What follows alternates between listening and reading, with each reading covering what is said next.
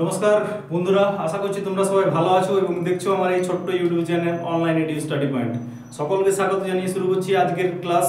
আজ আমরা আলোচনা করব কোথায় ক্যান এবং কোথায় কুড বসে, এবং খুব সহজভাবে আলোচনা করব। যদি তুমি 2-3 মিনিট একটু সময় করে দেখো আর কি, তাহলে ক্যান এবং কুড নিয়ে আর তোমার লাইফে সমস্যা থাকবে না। তো শেষ পর্যন্ত দেখার অনুরোধ রাখছি। যদি প্রথমবার দেখো তাহলে প্লিজ চ্যানেলটা সাবস্ক্রাইব করে নিও, এবং যদি আমাদের পুরনো ভিউয়ার হও তো ভিডিওটা দেখতে তোমার যদি ভালো লাগে তো একটা লাইক দিও এবং কমেন্ট করে জানাবে যে তুমি আমার ক্লাসটা বুঝতে পারলে কিনা। ঠিক আছে, তো শুরু করছি আজকে ক্যান এবং কুডের ব্যবহার আর কি। খুব সহজভাবে বলছি, একটু মন দিয়ে শোনো। ঠিক আছে, তাহলে দেখো ক্যান, কোথায় আমরা ক্যান বসাই, কোথায় কুড বসাই। তাহলে এগুলো অ্যাকচুয়ালি কি? তো এগুলো হচ্ছে মডেল অক্সিলিয়ারি ভার্ব বা হেল্পিং ভার্ব। আমাদের যে অক্সিলিয়ারি ভার্ব বা হেল্পিং ভার্ব আছে, সাহায্যকারী ক্রিয়া, তার মধ্যে আমরা একটা দেখেছি প্রাইমারি আর একটা মডেল। প্রাইমারিতে ছিল am is are was were, আর এগুলো হচ্ছে তোমার মডেল অক্সিলিয়ারি ভার্ব। তাহলে এগুলো কোথায় কোনটা বসে আর কি। তাহলে ক্যান এবং কুড দুটোই সামর্থ্য বোঝাতে বসে। যদি আমি কোনো সামর্থ্য বোঝাই, ধরো আমি একটা কোনো কাজ করতে পারি, আমি সাঁতার কাটতে পারি, আমি ভালো পড়তে পারি, আমি ধরো ড্রয়িং করতে পারি, এই যে পারার যে দক্ষতা আমার, সেই দক্ষতাটাকে প্রকাশ করার জন্য, সামর্থ্যটাকে প্রকাশ করার জন্য আমরা ক্যান এবং কুডের ব্যবহার করি। তাহলে ক্যান মানে আমরা যদি কি হয়, ক্যান মানে পারি বা পারা, পারি বা পারা, কোনো কিছু কাজ করতে পারা। তাহলে কুডটা কি? কুডটা যদি অতীতকালে অর্থাৎ পাস্ট টেন্সে কোনো সামর্থ্য ছিল যদি বোঝায়, তখন আমরা কুড ব্যবহার করি। মানে এটার মানেটা হচ্ছে পারতাম, পাস্টে আর কি, অতীতকালে দক্ষতা বোঝাতে। তবে কয়েকটা আমি সহজ উদাহরণ নিচ্ছি, বিষয়টা একদম ক্লিয়ার হয়ে যাবে। একটু ধৈর্য ধরে দেখো। তাহলে প্রথমে যদি বলি আমি পড়তে পারি, আমি পড়তে পারি। আর এখানে তাহলে কি হবে?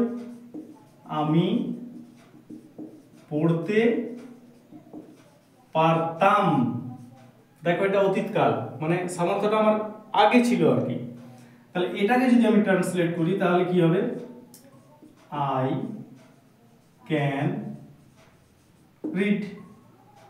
আই ক্যান রিড, আমি পড়তে পারি। এখানে কি লিখবো? আমি পড়তে পারতাম, আই কুড রিড। আরেকটা উদাহরণ দেখি। সে লিখতে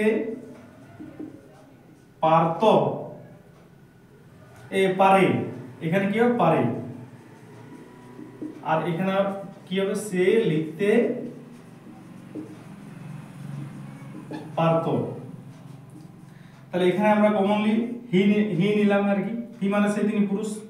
তাহলে সে লিখতে পারত, হি ক্যান রাইট। আর এটার একটা সহজ ব্যাপার কি হচ্ছে, সাবজেক্টটা তোমার যাই থাক তারপরে ক্যানই বসবে আর কি। সে লিখতে পারত, পারেটা সে, হি ক্যান রাইট, এটার সাথে কিন্তু অ্যাস যোগ হয় না আর কি। সে লিখতে পারত, হি কুড রাইট। একটা অন্য সাবজেক্ট দিয়ে দেখি। তারা সাঁতার পারে। সাঁতার পারে মানে কি? সাঁতার কাটতে পারে।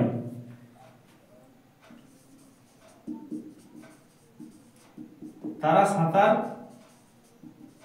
পারত, তাহলে তারা সাঁতার পারে।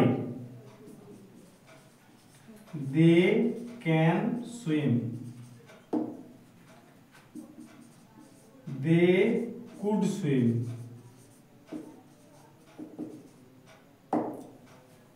ঠিক আছে, তাহলে বর্তমানকালে যদি আমি সামর্থ্য বুঝাই তাহলে তো আমি ক্যান ব্যবহার করব। আর সেটা যদি আমার পাস্ট হয়, দেখো শেষে যদি এই যোগগুলো থাকে ক্রিয়া শেষে, তাহলে আমরা তো বুঝি পারতাম, লিখতাম, খেতাম, যেতাম, তখন আমরা ব্যবহার করব কুড। এরপর যদি আমার সেন্টেন্সটা হয়ে যায় নেগেটিভ, আমি পারি না, যদি লেখা থাকে আমি পারি না, তাহলে আই কান্ট হবে। 4 নম্বর যে একটা নেগেটিভ দেখাচ্ছি, আমি পারি না, তাহলে এটা কি হবে? I can not. I can not হবে আই কান্ট, আমি পারি না।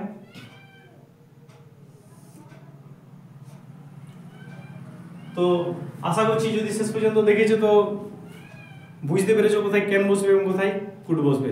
যদি ভিডিওটি তোমার ভালো লেগেছে তো প্লিজ বন্ধুদের মধ্যে শেয়ার করে দিও, আর প্রথমবার হলে সাবস্ক্রাইব করে রাখো চ্যানেলটা, আর এরকম যখন নতুন ভিডিও নিয়ে আসবো সবার আগে তোমার কাছে পৌঁছাবে।